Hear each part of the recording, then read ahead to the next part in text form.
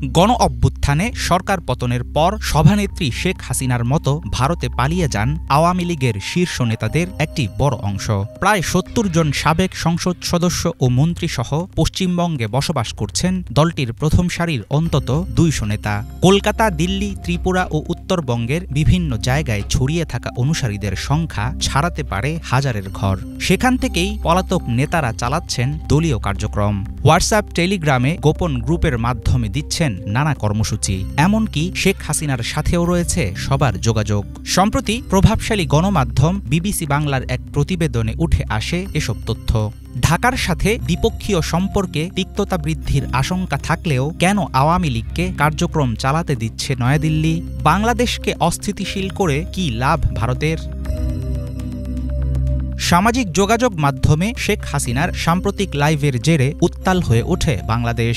মুজিব পরিবারের বাসভবন গুড়িয়ে দেয়া সহ দেশব্যাপী জনতার রোষানলে পড়ে আওয়ামী লীগ নেতাদের ঘরবাড়ি। পরিস্থিতির উত্তাপ না কমতেই বিবিসির প্রতিবেদন নতুন করে সামনে আনল ভারত থেকে দলীয় কার্যক্রম চালানোর খবর। ঢাকার পক্ষ থেকে দিল্লিকে বেশ কয়েকবার কড়া ভাষায় নিষেধের পরেও বন্ধ হয়নি হাসিনার ভার্চুয়াল উপস্থিতি। অনেকের ধারণা প্রতিবেশী দেশে বসে এসব পদক্ষেপের জোরে নিজেদের অবস্থান সংহত করতে চাইছে আত্মগোপনে থাকা দলটির নেতাকর্মীরা।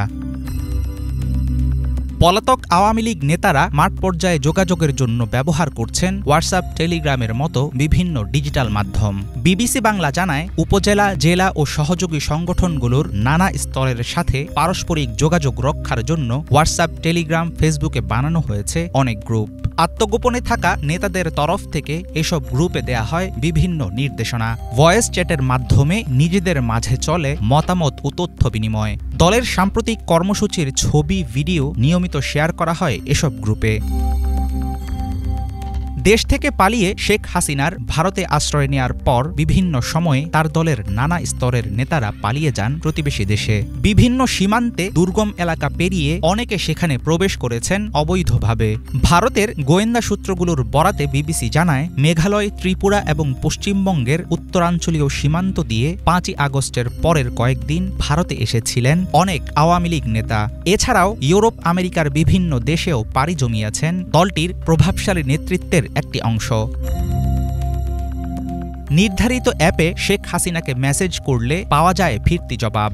ভারতে পলাতক এক নেতার বরাতে এমন চমকপ্রদ তথ্য দেয় বিবিসি বাংলা। গণমাধ্যমটির প্রতিবেদনে বলা হয়, সাবেক প্রধানমন্ত্রীর সঙ্গে অনেক নেতাকর্মীর রয়েছে নিয়মিত যোগাযোগ। কিছু বিশ্লেষকের ধারণা, হাসিনার সাম্প্রতিক ফেসবুক লাইভ ও বিভিন্ন সময়ে ফাঁস হওয়া অডিও বার্তার পেছনে থাকতে পারে সুদূরপ্রসারী কোনো ষড়যন্ত্র।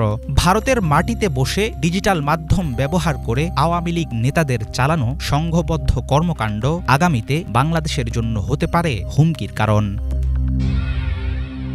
হাফিজুল ইসলাম, বাংলা ভিশন।